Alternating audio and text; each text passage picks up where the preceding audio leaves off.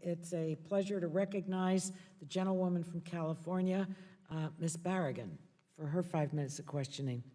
Thank you, Madam Chairwoman, and thank you all for being here today, for sharing your stories. The statistics are quite tragic, completely unacceptable in a country like ours. I first learned about the issue of racial health disparities when I was in the White House. I was an intern, and the New England Journal of Medicine came out with a study. It showed that they had sent a African-American woman, a white woman, and a Latina woman to similar doctors, same doctors, complaining of the same symptoms, and they were all treated differently.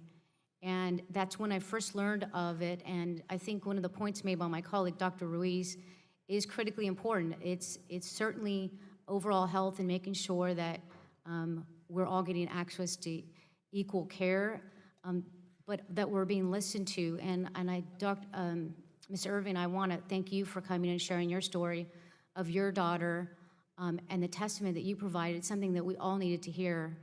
And that's why I'm glad we're having this hearing today to kind of look at these bills and see what can be done. It sounds to me there's not one fix. It sounds like there's going to be a series of things that need to be done to fix this issue and to make this wrong right. And so I thank you all for coming. Dr. Howell, two of the bills that we are being presented with and are looking at are HR 1898, the Mama's bill that my colleague, Ms. Kelly has, and HR 2902, which is a bill that my colleague, Alma Adams, has. Have you had a chance to look at those bills? I'd like to know if you believe those bills might help eliminate some of the implicit bias among the medical professionals. I did get a chance to look at those bills. I don't have my notes. Could you just repeat the names of the two that you wanted me to talk about real quickly? Sure. The Mama's Act. Yep. And the other one is the Maternal Care Access and Reducing Emergencies Act. Got it. Yes. So I did have a chance to look at all of the bills, which I, again, think there are elements that are key for this issue. The Mama's Act, authorizing the AIM program, which I told you is the key to having standardized care practices implemented in hospitals and health systems across the United States, currently reaching 27 states, so potential to reach more than 50% of all U.S. births. Very important. We need to authorize that. Second, perinatal quality collaboratives, maternal and infant health quality collaboratives are so important as a tool to improve quality of care and these are partnerships with hospitals and health systems and Department of Health. As you've heard from my colleague, very important to extend Medicaid for 12 months postpartum. Mm-hmm. You know, there's so many cases of women who have gestational diabetes. They go on to have a risk. They're 7 times more likely to have type 2 diabetes, but if we don't capture them in that postpartum period, they may go on and be much sicker the next time they get pregnant, as well as cardiovascular complications that are so important.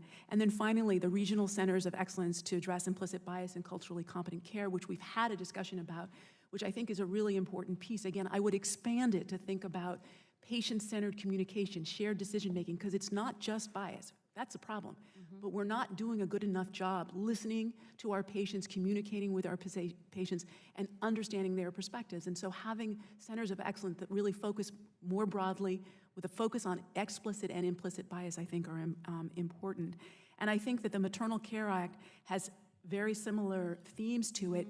The Maternal Care Act, though, does talk a fair amount about care coordination and its importance to target social determinants of health, which I think is an important piece. And it calls for a medical home demonstration project, which I think is of interest. My one thought I would just share is that CMMI Innovation Project looked at group prenatal care versus birth centers, which is predominantly midwifery care, versus maternity home care for prenatal services to see if we could lower adverse birth outcomes, lower costs, and improve satisfaction. And the other two models performed better than the maternity home model. So that is evidence that I think we have to include in these discussions.